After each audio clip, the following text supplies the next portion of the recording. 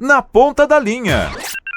A melhor repórter do planeta, a melhor de todos, né? A nossa Mariana Becker está aqui na Band. Oi, a Mariana Becker é nossa. Hi, Louis. Hi, Mariana. How are you? Good, thank you. Happy to see you. Yeah, new house things back in Brazil.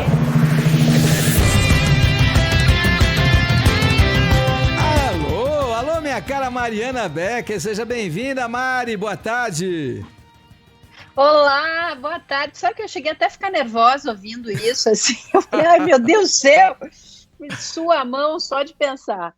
Não, a gente fica muito feliz em tê-la a bordo, Mari, porque, na verdade, a gente está podendo conhecer agora a Mariana Becker na essência, né? Eu tinha uma expectativa muito positiva em relação ao seu trabalho, mas eu, como nasci repórter, nunca vou deixar de ser repórter, independentemente de estar apresentando programa no rádio, na televisão. Eu acho que a veia do repórter é determinante para que a gente possa evoluir sempre na carreira. O que me surpreendeu em você não é a sua capacidade, mas é a sua mobilidade. Gosto muito desta Mariana que não para, desta Mariana que em cada apresentação, em cada flash, ela nos traz um ponto de vista diferente, e eu acho que isso nunca tinha acontecido na Fórmula 1, não, Mari?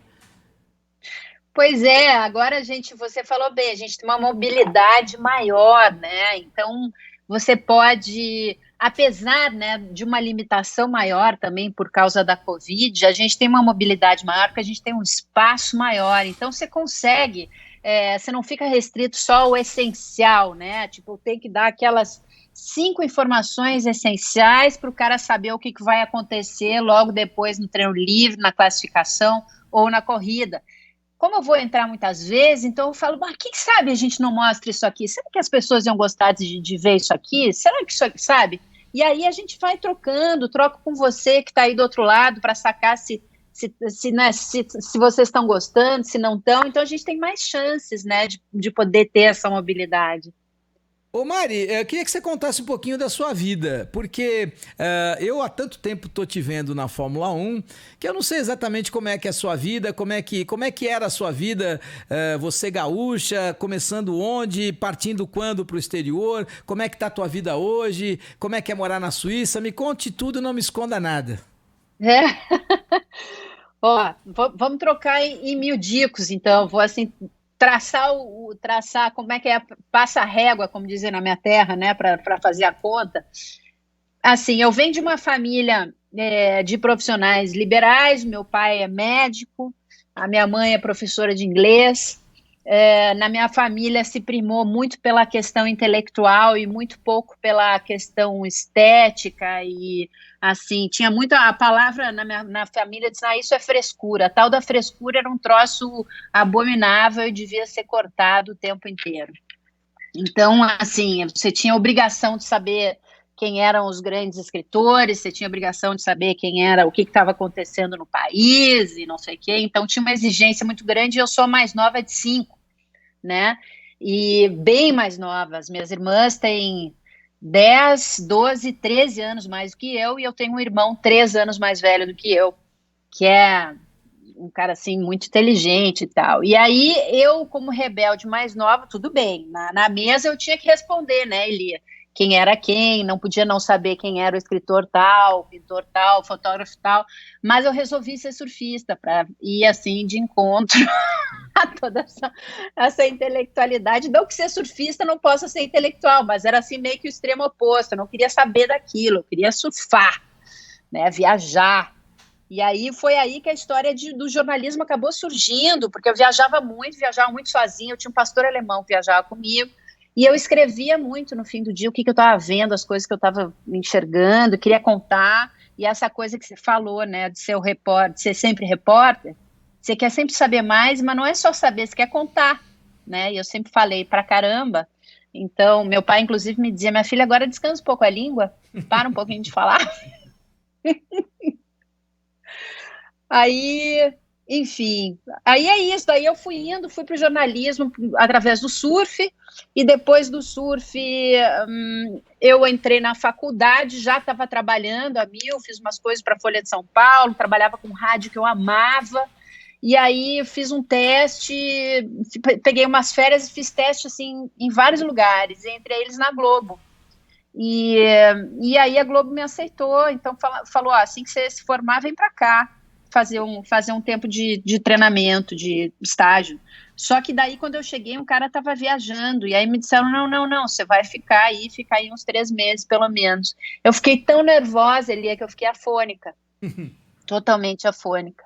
E a minha primeira matéria, eu tô rouca, porque assim, foi o que sobrou para eu conseguir fazer a matéria, e aí eu fui indo. E esportes, eu amava fazer esportes radicais, que era uma coisa muito mal vista também, sempre na contramão né? Era uma coisa meio mal vista, quem era bom era o cara bom de futebol, então eu tive que aprender bastante futebol. Eu gostava muito da coisa desafiadora, de ser assim, de ter pouca mulher, de poder fazer, né, entrevistar os caras e tal, mas eu não era uma fã, né? Não era uma menina que tinha sido, sabe, que eu me formei sabendo tudo. Eu via com meu pai, como todo brasileiro vê, entendeu? Via futebol, via tênis, via muito tênis com meu pai, e via Fórmula 1. Quer dizer, a minha formação esportiva vem daí, vem porque eu fiz esporte a vida inteira. Tudo que você pode imaginar eu já fiz, né? A única coisa que eu ainda não fiz, mas que eu vou começar a fazer esse ano é esgrima. Mas já me meti por tudo. E aí, no meio dessa trabalhação toda na Globo, eu fui fazer um Rally dos Sertões, e aí eu enlouqueci. Eu enlouqueci com o automobilismo, porque ali é que eu fui descobrir mesmo o que era. O que era você ter um carro com uma continuidade de você, o que era você ter a noção daquele tamanho daquela coisa, o que era você passar horas no limite, sabendo que se o mínimo erro você pode morrer, e você fazer um esporte assim, com esse tipo de tensão, e tá, ao mesmo tempo com o mesmo tipo de prazer, né? Aí ali é que eu comecei a sacar o que era. Eu corri 3 Rallys dos Sertões, e aí a Globo resolveu, vamos tentar uma mulher. A gente nunca teve uma mulher fazendo automobilismo. Eu falava línguas, gostava muito de viajar, já tinha feito muita cobertura viajando, né? E aí perguntaram se eu estava afim, eu falei, claro, né? Não titubeei, né? E aí estudei, feito uma maluca, para encarar os medalhões lá, os generais e coronéis, eu, né, soldado Raj. E, enfim, aí continuei trabalhando, e aí nesse meio tempo conheci o Jaime, que era meu produtor, e um cara assim que eu achei uma águia trabalhando, assim, fiquei muito impressionada, e uns 2 anos depois a gente começou a namorar, e aí pensamos, putz, vamos fazer um bem bolado aí, quem sabe Europa, e aí a Globo achou ótima a ideia de ter um repórter de automobilismo e especializado em esportes de uma maneira geral na Europa.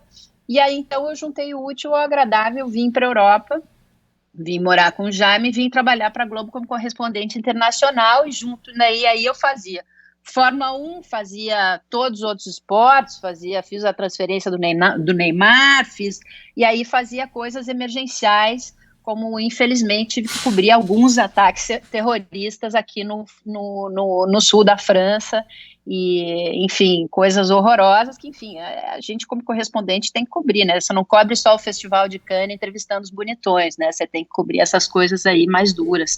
E, enfim, botar em prática um outro tipo de jornalismo, e enfim, aí aqui estou eu. E a gente tá adorando, né? Porque é uma história linda, uma história interessantíssima, né? Porque a gente é feito de histórias, né? E a vida também é interessante quando você tem histórias para contar. E viver na Suíça, Mariana, é ruim, é bom, é médio, é interessante, é um pouco enfadonho? Como é viver na Suíça? Na verdade, esse último ano é que eu fiquei mais tempo na Suíça. O meu pouso é em Mônaco, né, que também gera uma outra história. Por que a gente ficou na Suíça? Porque a gente estava na Austrália, lembra, no primeiro grande prêmio, a gente não sabia se ia ter, se não ter, no final acabou não tendo, e aí, em vez de voltar para Mônaco, a gente resolveu voltar para a Suíça, porque a Suíça tinha mais hospitais, a gente não sabia o que ia acontecer com a humanidade. Então, a gente sabia que Mônaco era um lugar com um hospital só. E aí a gente falou, não, vamos para um lugar, a gente tem um apartamento lá, vamos para lá, que daí lá a gente pelo menos sabe que se acontecer alguma coisa a gente vai ter leito. Naquela época ainda tinha, né? E, enfim, aí lá, assim, o que é legal, o que eu achei legal é que, apesar de todas as dificuldades, eu tinha uma vida muito livre. Eu sou, assim, muito ligada à natureza, então eu saía todos os dias para caminhar, subir a montanha. Então eu subia a montanha quando estava tudo gelado, me enfiava na neve, aí depois via aquela neve derreter, aí eu via a primavera brotar, aí eu vi sair os bichos, aí vi tudo aquilo, e aí aquilo foi, o lado, assim, para mim, muito interessante da Suíça, né?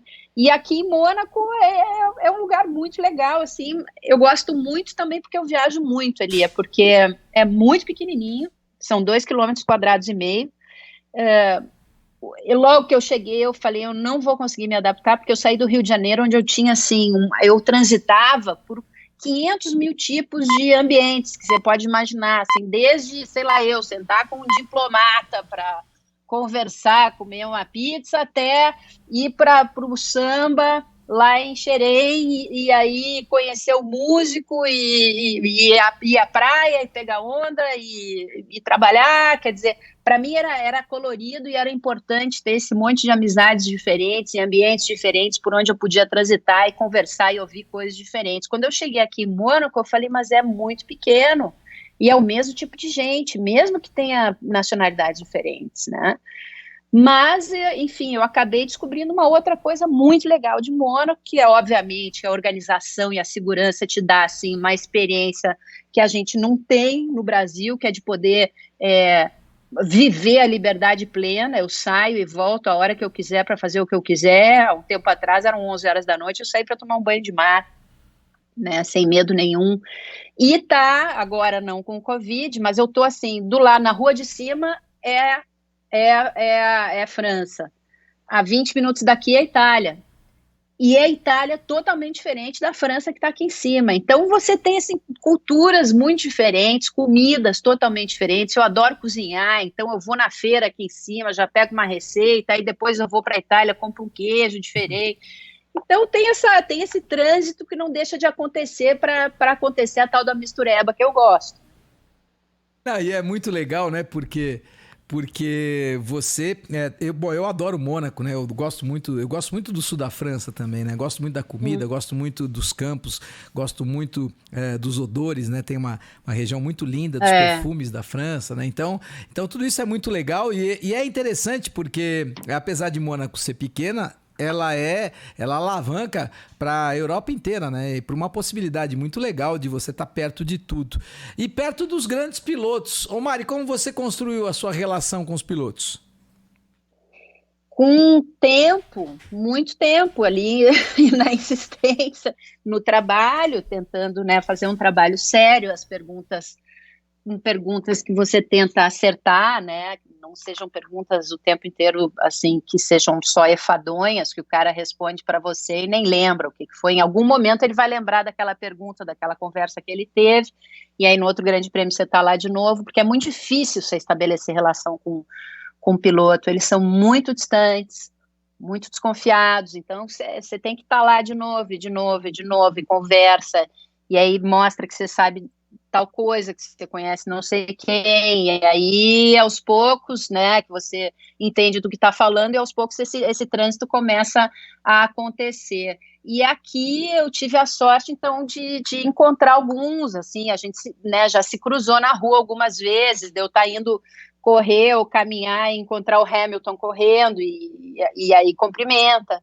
E aí, ele me disse que vai no supermercado, mas não vai. Eu disse para ele que é mentira. Uma vez numa entrevista eu falei, como é que é para você que mora aqui em Mônaco, quando você, por exemplo, vai no supermercado, você fica olhando o asfalto para ver onde você pode passar no dia de grande prêmio. Aí eu parei no meio da entrevista e falei, não, você não vai no supermercado, né? Ele falou, eu vou sim. Aí ficou discutindo comigo qual que era o supermercado melhor de Mônaco. Mas não vai, nunca vi. Deve ser difícil Daniel ver o Ricciardo Hamilton no supermercado, né? Vai escolher, não vai escolher o pêssego, né? Não vai ver se a laranja tá madura, não vai.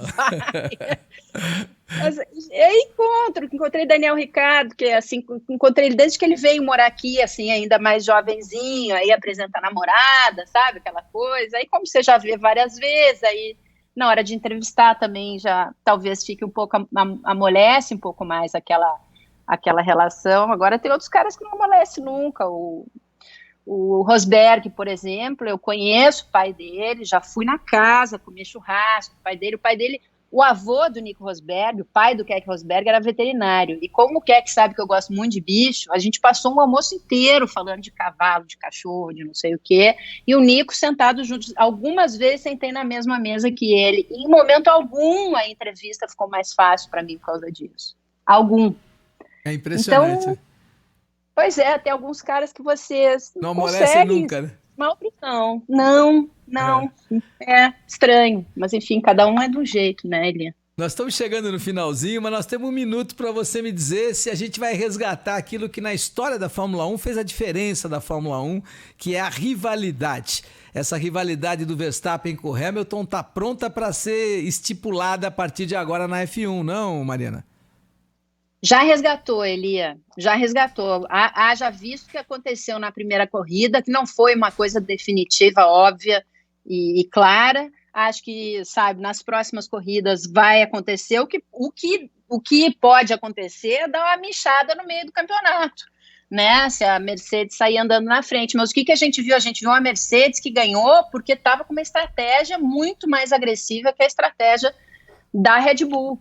Por isso que ganhou. Não é porque eles estavam com um carro muito mais rápido, com um piloto infinitamente melhor. Não. Então, acho que essa rivalidade já começou. Vamos ver até onde vai, mas já começou. E vai ser uma delícia, porque a gente vai estar juntos em toda a temporada. Então, a nossa próxima parada é em Imola, na Itália, no dia 18. Firme e forte, já tem sua programação? Quando é que você viaja para a Itália, Mari?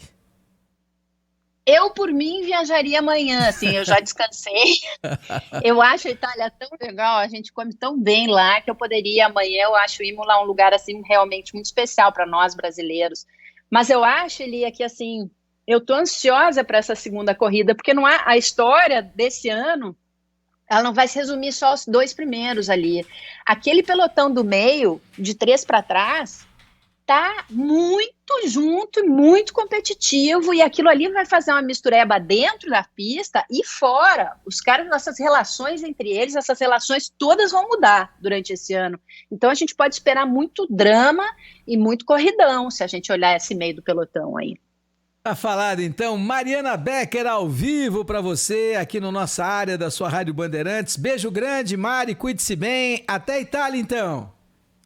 Até a Itália, muito obrigada pelo convite, Elia. Tudo de bom para você.